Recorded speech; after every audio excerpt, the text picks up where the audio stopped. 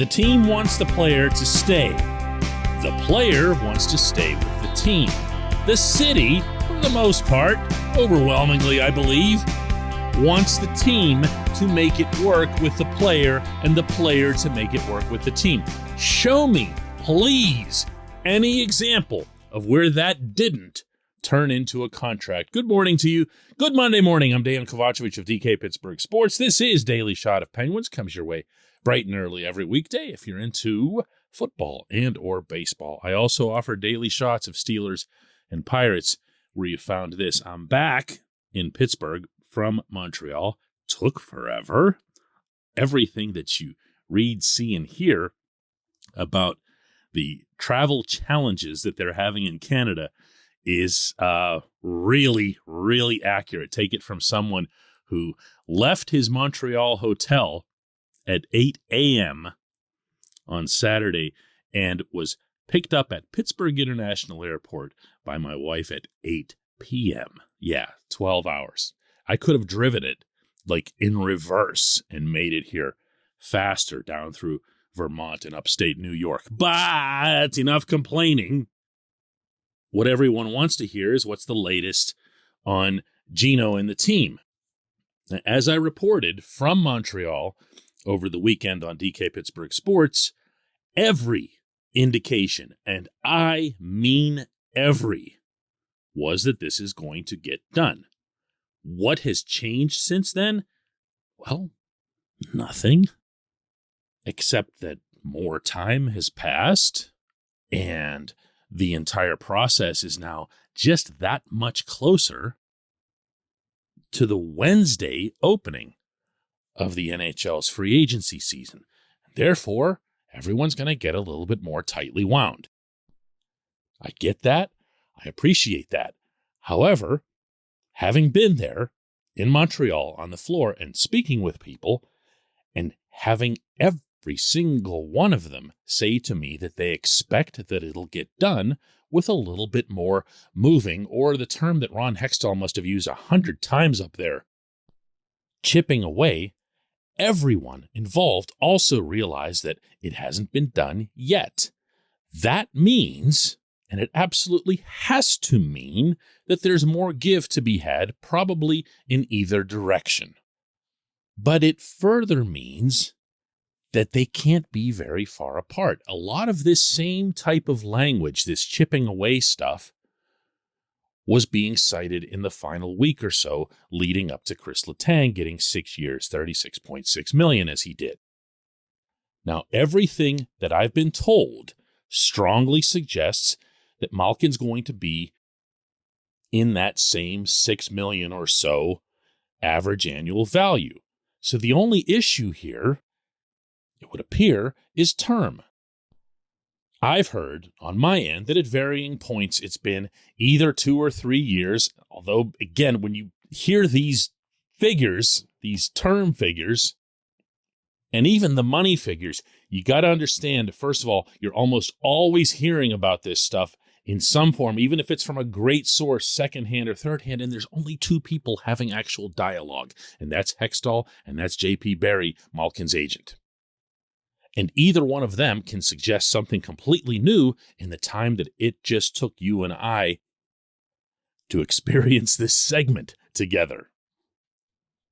This portion of Daily Shot of Penguins is brought to you by the good people at the Greater Pittsburgh Community Food Bank, where they're committed to providing food for all of our neighbors in need across Western Pennsylvania. They, in turn, need your help. Find out how $1 can be turned into 5 full meals for those in need. Visit pittsburghfoodbank.org.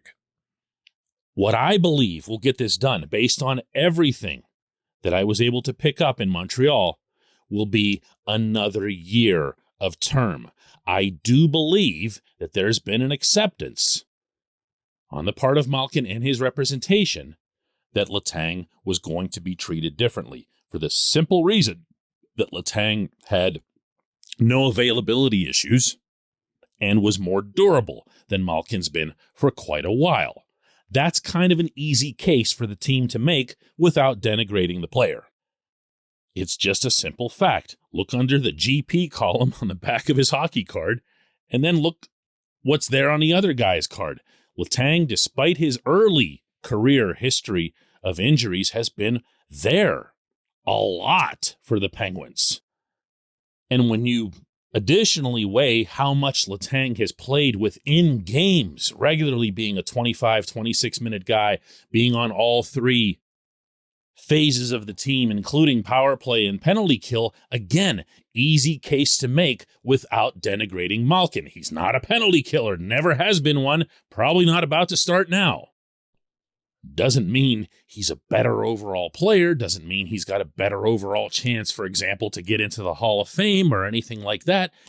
The discussion is about value right now and moving forward for the team. They're the ones that have to pay the money.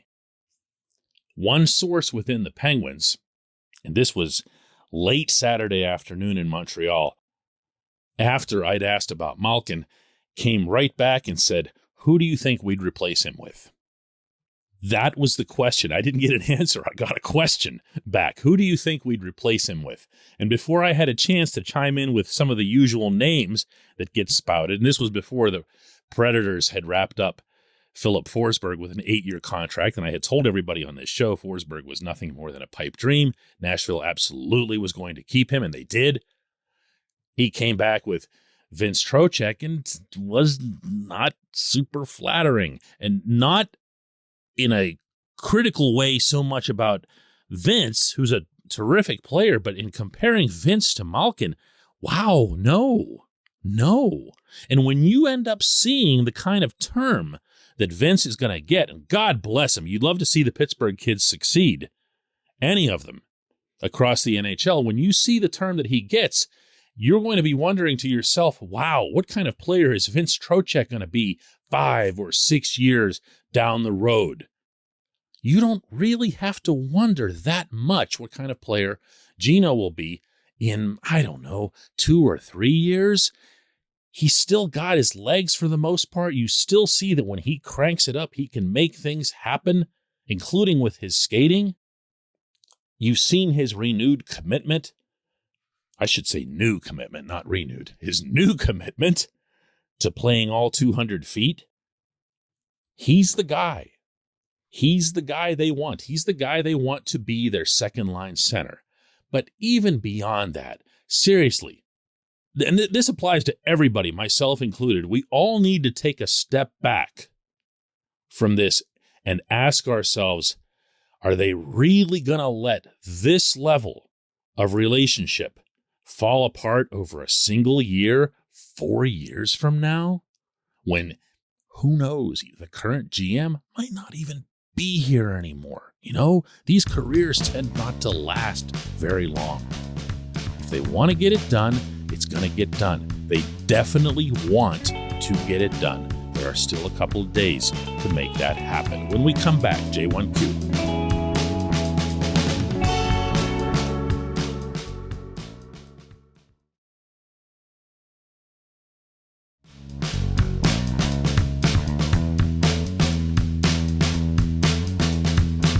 Today's J1Q comes from Jerry Mangold, who asks, assuming Evgeni Malkin, like Chris Letang, ends up signing for longer term than 3 years, what might that mean for Sidney Crosby in the future? Could he too be extended into his 40s? Sid has already made his end of this clear, Jerry, and he did that following Game 7 in New York, in stating publicly anyway for the first time that he expects to play out the remainder of his contract and then, quote, we'll see from there, end quote. And that came across as anything but some kind of challenge, to management to make sure that whatever they do with the other two guys, they need to do with him. He will play his career on his terms. He won't do it based on what Gino or Letang or anybody else does, or, for that matter, what the team would want. I'm glad you asked this, though, because I've wondered the same at various points in all these discussions with all these people about these other two players, because you do think to yourself, man, if Letang's here for, 6 years is crazy. I mean, to think that he'd be playing at 41. But if Letang's here for even 4 or 5 of those and can play at a reasonable level, and he himself says he thinks he can go on forever, and Gino were to get the extra year that it now appears he'd need to get to complete this contract, then he's poking up into 40, and he too would be staying longer than Sid, which would seem even more awkward.